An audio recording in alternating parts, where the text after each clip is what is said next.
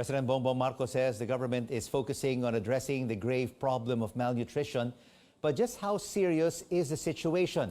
We get into the details with clinical dietitian Jake Brandon Andal. Jake, thank you so much for joining us. Share with us, what is the state of malnutrition in the country?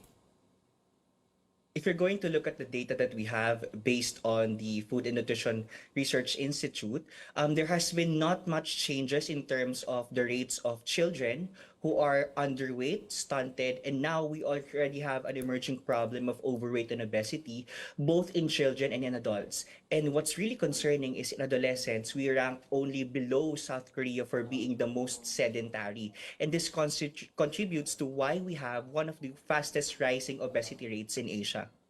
So, how can we stop this high malnutrition rate in the Philippines, Jake?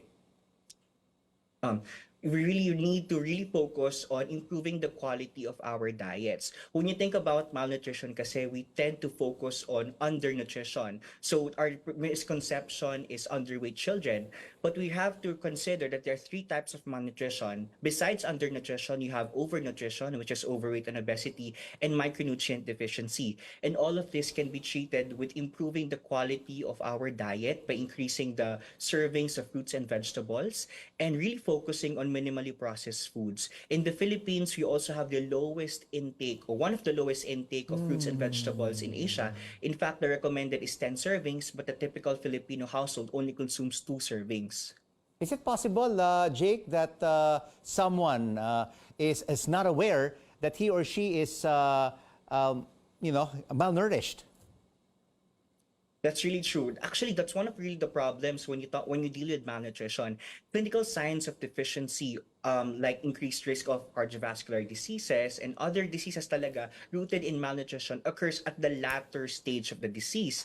And actually, the first sign, or rather the first stage of deficiency in terms of nutrients is dietary inadequacy. And at this time, there are no clinical signs and symptoms. So to assess yourself if you are deficient in nutrients, vitamins, and minerals, you really need to check the quality of your diet. Are you getting enough fruits and vegetables? Are you getting enough fiber? Do you achieve the 10 commandments that our Department of Health is advocating? And if not, then most probably you really have an increased risk of micronutrient deficiency and also increased risk of having malnutrition. But do Filipinos really have that proper mindset of having a quality diet? Are they aware? Are they educated? Do we really know that we have to eat this and that?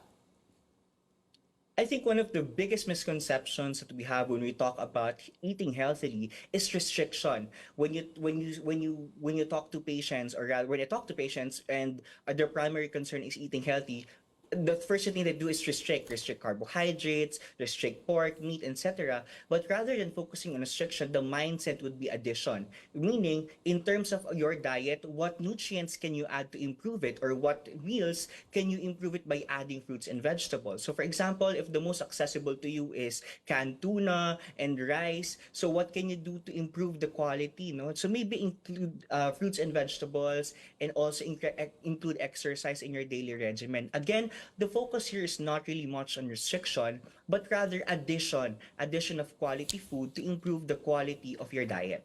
Thank you so much for your very important advice for all our viewers today on The Final Word. Clinical dietitian Jake Brandon Andal. And you can get more health tips on MedTalk Health Talk, hosted by Dr. Freddy Gomez, with new episodes every Tuesday at 3:30 in the afternoon.